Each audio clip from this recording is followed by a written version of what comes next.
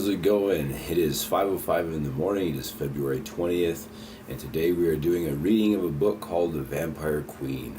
So before I get started, I really didn't actually plan an intro for this particular video, so we're completely winging it. What can I say about this glorious morning and this really actually fun book to read? I'm in the first 100 pages. I wish I had a physical copy.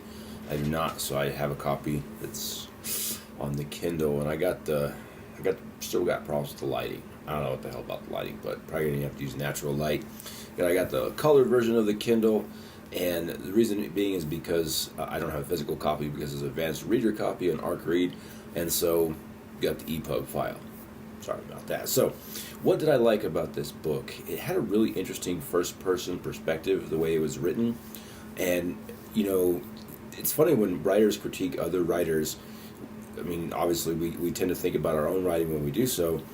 And when I originally dived into it, the perspective, I was like, I don't know how much I'll relate this to my own work, and I want to make sure that I go into it reading it with, kind of a, an objective viewpoint and all that. And I have to say that I really liked it because it was very different from mine, and that's kind of what I liked about it. It brought a lot of creativity, a lot of originality to story, because vampire trope and, the genre and the different storylines have been used quite extensively over the past, going on, 6,000 years now. So, without further ado, I'm going to go ahead and read from,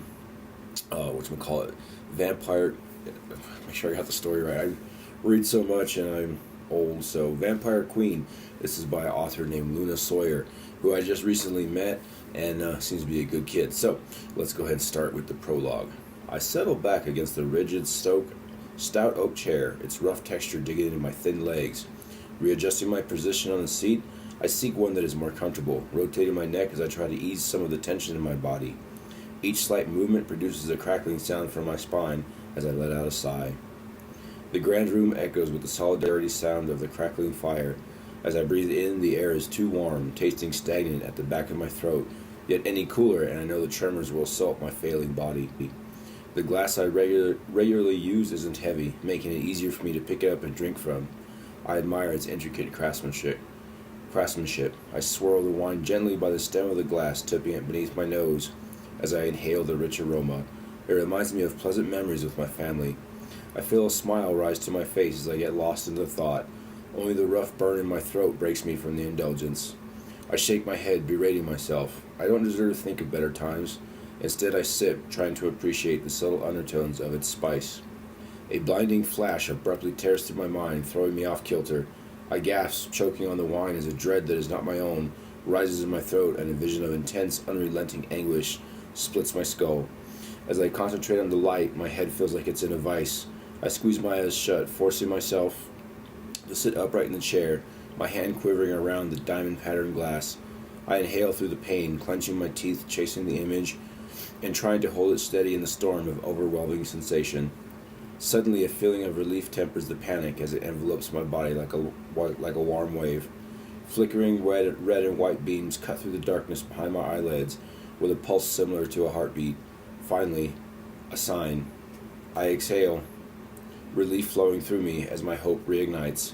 I concentrate on the blinking lights. The vibrant colors blur in the corners of my vision as I search for a sign that could help me find her. As the vision dissolves, the word medic comes visible in the vehicle. The black lettering sears itself into my memory. Then the intense vision vanishes like a fleeting, hazy dream, the overwhelming emotions dissipating. Blatant, I try to shout, but my voice emerges no louder than the soft crackle of fire, completely absorbed by the thick velvet hangings lining the dining hall. With trembling fingers, I lift the glass chalice to my lips, only for it to slip from my grasp. The cup shattering against the marble, its contents spraying across the floor. Damn it, I mutter under my breath, humiliated by the need to rely on my friend. I stare at the mess, jaw tight, hands clenched until my knuckles turn white. With frustration growing, I sneer, tasting the metallic tang of disgust. The most basic tasks are now becoming too much. Weakness coils beneath my skin as I brace my palms against the chair's arms. The strain of lifting myself up replaces my rage, and I groan as a wave of dizziness strikes me. Victor, I heard something break. What's going on? Blayton's voice. And I had to stop my screensaver. Blayton's voice pierces the silence as he appears, concerned but hesitant. He approaches closer and wraps his arms around my shoulders while saying nothing.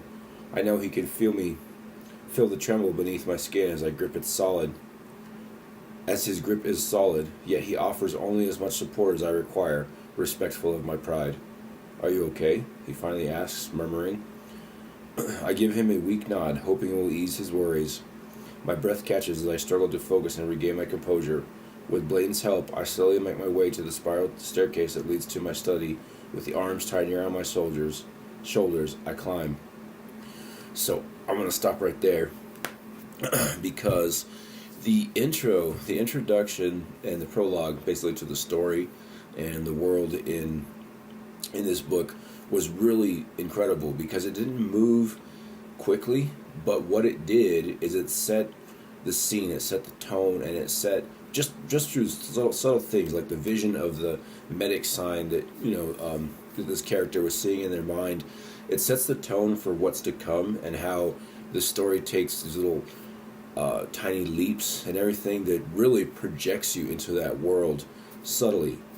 This is something that in my own writing I don't really do a whole lot because I fear that I'm actually not very good at it, and I tend to hit with a little bit more punch simply because my writing, when I do that, it tends to work a little bit better. Whereas the subtle, slow entry with that little bit that kind of like draws you into the past, the future, a present, and whatnot, is pretty masterful. So definitely like that about it.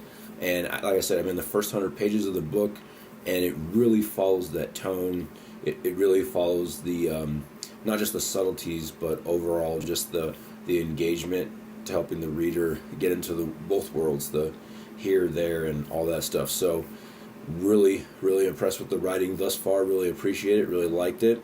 Trying to find a good time where I can do a non-subtle, glorious self-promotion. I won't do that. I'm just kidding.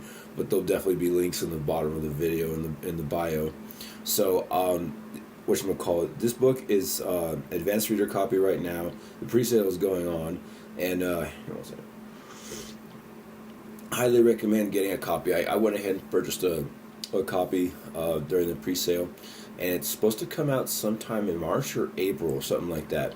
So I'm going to dive into the rest of the book. I got caught up with other reading projects and everything, so I didn't finish it, but the first 100 pages, 5 stars, definitely. Really liked it. So I recommend checking it out.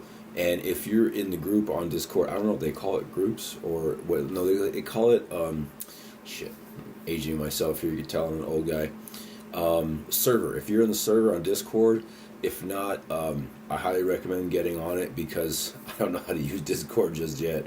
I've messed up a few things on there, but it's really cool, really good for discussion. So, highly recommend this book.